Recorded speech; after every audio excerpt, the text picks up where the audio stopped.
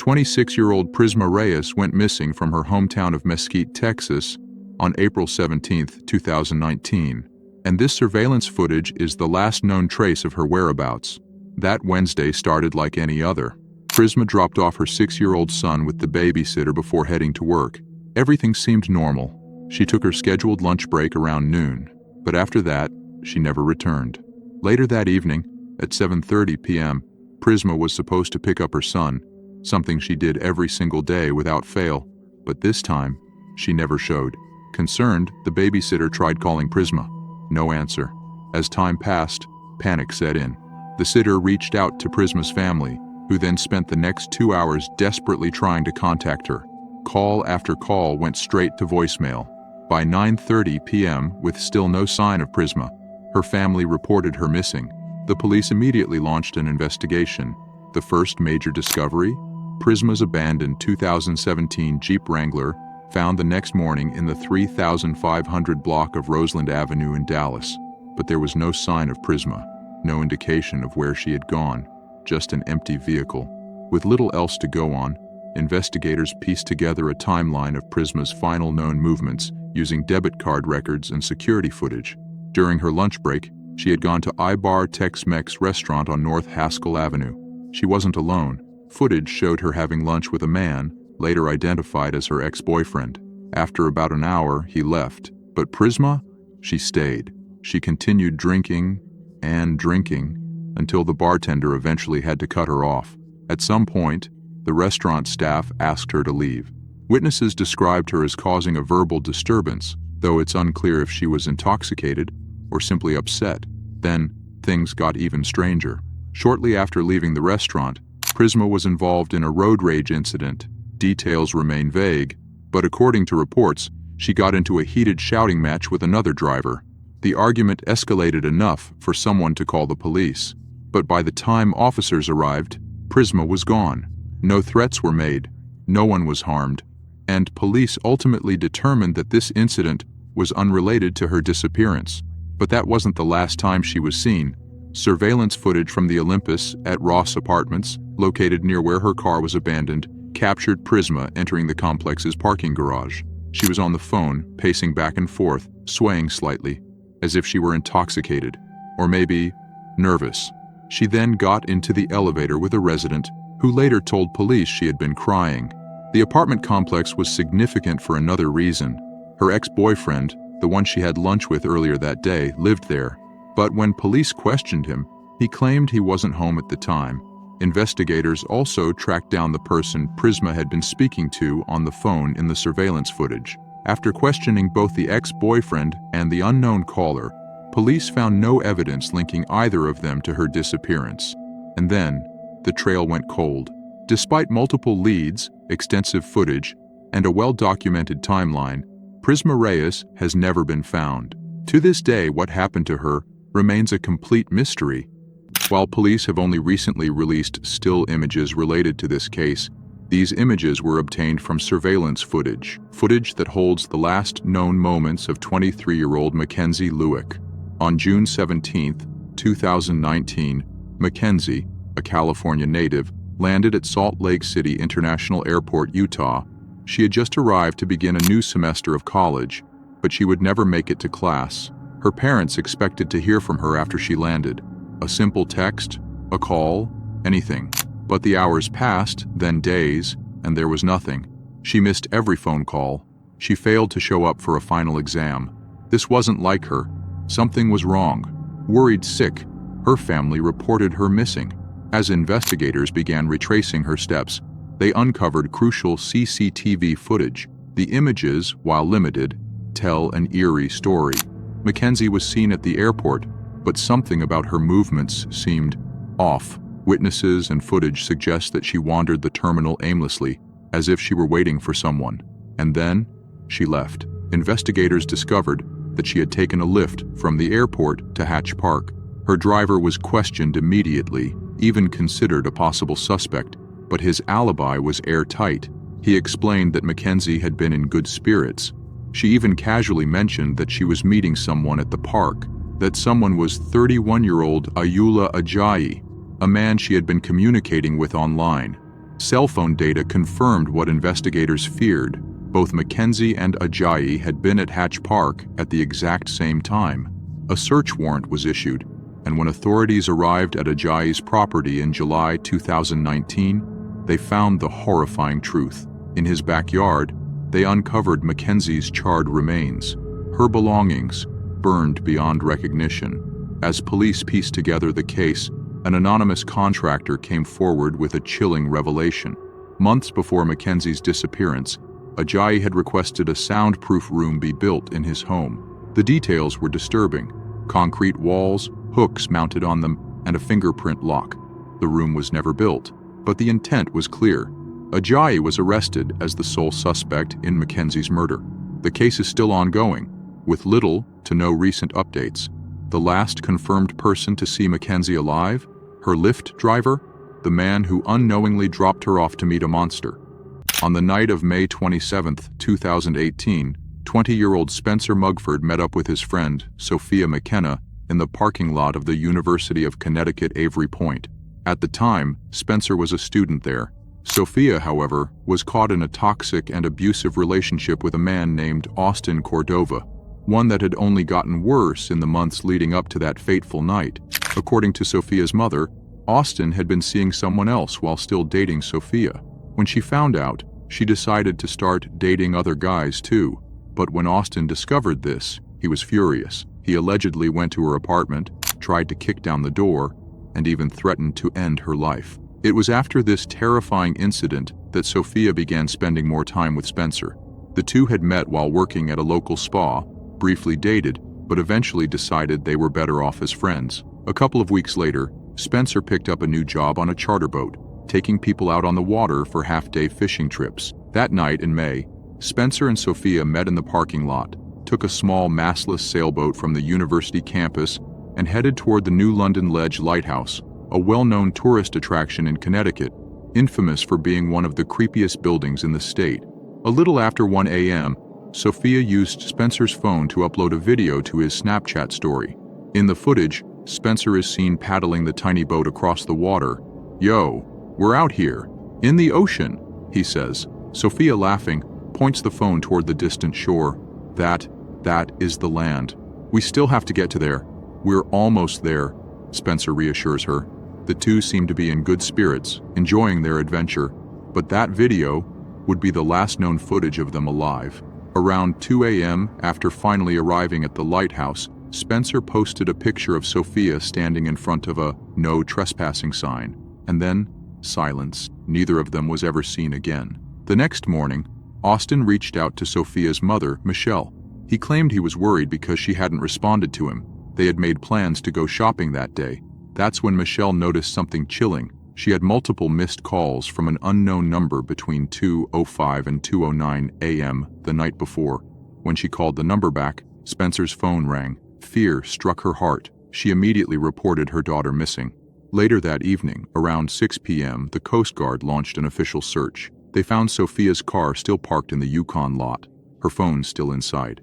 This explained why she had used Spencer's phone to call her mother the night before. Then, investigators discovered something strange. Spencer's shirt was tied to a boat cleat on the dock of the New London Ledge Lighthouse, a makeshift attempt at securing the sailboat. But there was one problem. The boat was gone. As the Coast Guard scrambled for answers, Austin and his father took matters into their own hands. They launched their own private search, and as they flew over the water, they spotted the Yukon sailboat, overturned, floating near Truman's Beach on the north shore of Long Island, about 13 miles from the lighthouse. Even more bizarre, a series of unidentified fingerprints were found on the sailboat, but they were never analyzed. On May 28th, just one day after their disappearance, the Coast Guard suspended the search due to worsening weather conditions. They vowed to resume if any new leads emerged, but none ever did. Then, on June 8th, 11 days after Sophia and Spencer vanished, a fisherman made a gruesome discovery. Spencer's body was floating in the ocean, miles away from where the boat had been found. The autopsy revealed both alcohol and THC in his system. The official cause of death? Accidental drowning. No signs of foul play. But something wasn't adding up. People started questioning why the search had been called off so quickly. Why had Spencer's phone records never been released? Why hadn't the fingerprints on the sailboat been analyzed? And perhaps the most unsettling question of all, why was Sophia's body still missing? In July 2018, the Facebook group Finding Sophia McKenna was created. Hundreds of people joined, trying to piece together the mystery surrounding Sophia's disappearance. As theories spread, one name kept coming up: Austin. Many suspected that he had something to do with it, that he had killed Spencer, taken Sophia somewhere else, and murdered her too. But even Sophia's mother never believed he was responsible, despite his history of aggression. The most plausible theory? The boat had come untied in the middle of the night and started drifting away. Spencer, likely realizing what was happening, may have jumped into the water to retrieve it, only to be caught in the currents and drown. But what happened next? One chilling possibility is that Sophia was left alone at the lighthouse, screaming for help. Some believe a lone boater may have stopped to assist her, but instead kidnapped her. Whether to kill her or traffic her, the theory remains one of the most haunting. However, skeptics argue that the chances of another boat arriving so late at night are slim to none. Another theory, fueled by TikTok and Facebook speculation, is that Spencer and Sophia got into an argument at the lighthouse, and things escalated. But there's no real evidence to support this. If anything, their final Snapchat video suggests they were having fun. If something did happen, it must have been sudden. To this day, Sophia McKenna has never been found. Investigators, along with Sophia's family, now fully believe that Spencer drowned while trying to retrieve the boat, and that Sophia, possibly fearing legal trouble for trespassing, hesitated to call 911. But beyond that, it's impossible to say. Did she drown while trying to rescue her friend? Did she fall into the water by accident? Or did something else happen while she was alone at that Eerie lighthouse? The case remains unsolved. 21-year-old Tepiwa Matui has now been missing for 10 long months. A mystery that began on what should have been an ordinary night out with friends in Swansea, Wales, back in February 2019. Known as Toppy among his friends, he had told his parents that he was heading to a popular local club with a group of friends on the evening of February 6th. Nights out like this weren't unusual for him, but his parents, like any worried family, asked him to stay in touch. He had always honored this request, which is why, when more than 24 hours passed with no call, no message, and no sign of their son, dread set in. This wasn't like Toppy. He always checked in. He always came home, even if it was later the next day. But this time, silence. Overwhelmed with fear, his family reported him missing, and a search was launched immediately. It wasn't long before police gathered crucial CCTV footage, a compilation that helped track some of Toppy's last known movements that night. The first clip, time-stamped at 4:50 a.m., shows Toppy leaving the club with another man who is wearing a blue shirt. The two head to a McDonald's on Oxford Street, near Castle Gardens. Inside, they linger for a while, visibly intoxicated. The footage captures them chatting, laughing, but eventually, something shifts. Toppy leaves, alone. At 5 a.m., cameras capture him making his way towards Caesar Street. Then, at 5:10 a.m., he enters the St. David's Student Accommodation Office on New Cut Road. But just as quickly as he arrives, he exits again. He doesn't stay. He doesn't wait. Instead, he turns and walks off in the opposite direction. The next sighting comes 20 minutes later. A camera records him stumbling along Sainsbury and Quay Parade. His steps are unsteady, his movement sluggish, and then, finally, at exactly 7:06 a.m., the last known footage of Toppy is captured. He is seen walking behind the Swansea Yacht Club, and then, nothing. That was the last confirmed sighting of Tepiwa Matui. Despite the footage providing a timeline of his final hours, it brought investigators no closer to solving the case. In March 2019, when the videos were released to the public, police issued a statement. "We're releasing this footage in case it helps jog anyone's memory from that morning. If anyone has information, no matter how small it may seem, please come forward." But no answers came. Toppy's family has never stopped searching, never stopped believing that someone, somewhere, knows something. They insist that he would never run away, never just disappear without a word. As for the man in the blue shirt, police identified him, questioned him, but he had nothing significant to add. He was not considered a suspect, so the question remains, what happened to Tepiwa Matui? 41-year-old John Johnson was a relatively well-known Icelandic poker player who mysteriously disappeared in February of 2019. In the first week of February, John and his fiancée set out on a trip to Dublin so that he could participate in a highly anticipated poker tournament. His fiancée, Chris, was held up at the airport due to passport issues, but John continued the trip without her, arriving at his hotel in Whitehall earlier than expected. On Friday night, after settling in, John played a game and lost over $4,000. While a substantial loss, his family later explained to a popular Irish true crime TV series that, for John, this was just part of his career. A loss like this wouldn't have driven him to make any rash decisions or to suddenly run away. It's also important to note that after losing the money, John remained calm. He returned to his hotel room, had a light dinner, and went to bed early. Nothing about his behavior suggested he was planning to disappear. On Saturday morning, his fiancée finally arrived at the hotel and woke him up.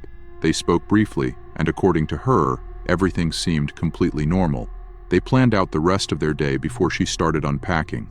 Then, just a few moments later, at exactly 11 a.m., John walked out of the room without a word. He didn't tell Chris where he was going. He didn't take his passport, phone, or wallet. He simply left. At first, his fiancée wasn't too alarmed, but as the hours passed with no word from him, despite the looming poker tournament, which was the entire reason for their trip, concern quickly turned to panic. By that evening, she reported him missing. On February 9, 2019, John Johnson was officially declared a missing person, and to this day, there has been no sign of him. Shortly after his disappearance, police released CCTV footage that captured John's last known movements. The video, later aired on the TV series Crime Call, shows him leaving his hotel room at 11 a.m. He exits the hotel, turns right, and walks down a busy city street. Another camera, further down, picks him up again. This time it appears that he is heading toward the Highfield healthcare facility at the end of the block, but then he vanishes. There is no footage of him entering the facility, no record of him signing in, no witness reports of anyone matching his description stepping inside. In the videos, John doesn't seem agitated. He isn't angry, fearful, or behaving in a way that would indicate distress. He looks normal. And then, as suddenly as he walked out of his hotel, he was gone. To this day, John Johnson has not been found. Authorities maintain that there is no evidence of foul play, but his family, they aren't so sure. With no leads, no answers, and no trace of John, one question still lingers. What really happened to John Johnson? This surveillance footage may seem mundane to the average viewer, but for the family of 23-year-old Kiara Henry, it's heartbreaking. The video, captured on July 21, 2019, at 2 p.m., shows Kiara at the Hertz rental car facility in Maui. She's standing at the counter, patiently speaking with an employee. At one point, she places some of her belongings under a table before walking out of the store, and that was the last time she was ever seen. When Kiara's family didn't hear from her for several days, they immediately knew something was wrong. This wasn't like her, especially on a trip so far from home. The silence only deepened their fears. It was later discovered that Kiara had rented the car for just one day. Her plan? To visit a local state park. Her family revealed that she had toured the park the day before and absolutely loved it, so much so that she wanted to return as soon as possible. It seemed like a normal trip, nothing out of the ordinary. In fact, her actions that day suggested that she fully intended to come back home. She had attempted to make a hotel reservation that same day. She had also booked a flight home to San Diego, scheduled for July 29th. Everything pointed to this being a short, planned trip, but something went terribly wrong. Days later, rangers at the state park noticed an abandoned car in a parking area. It had been sitting there for too long, untouched. When authorities investigated, they confirmed it was Kiara's rental. The vehicle's data history showed that it had been driven straight from the rental lot to the park, with no unusual detours. Inside the car, investigators found her luggage, her ID, and her credit card, all left behind. A small backpack was also found inside, but something was missing. Her phone, her car keys, and a few personal items were gone. It was as if she had taken them with her, expecting to return, but she never did. Her phone has not been used since the morning she disappeared. Her bank accounts remain untouched. There has been no activity, no clues, nothing. As of now, Kiara's family considers this surveillance footage the last confirmed sighting of their loved one. Months have passed, and still, there are no answers. Desperate for closure, Kiara's family has even made plans to temporarily relocate to Maui, determined to continue the search themselves. But the question remains, what happened to Kiara Henry?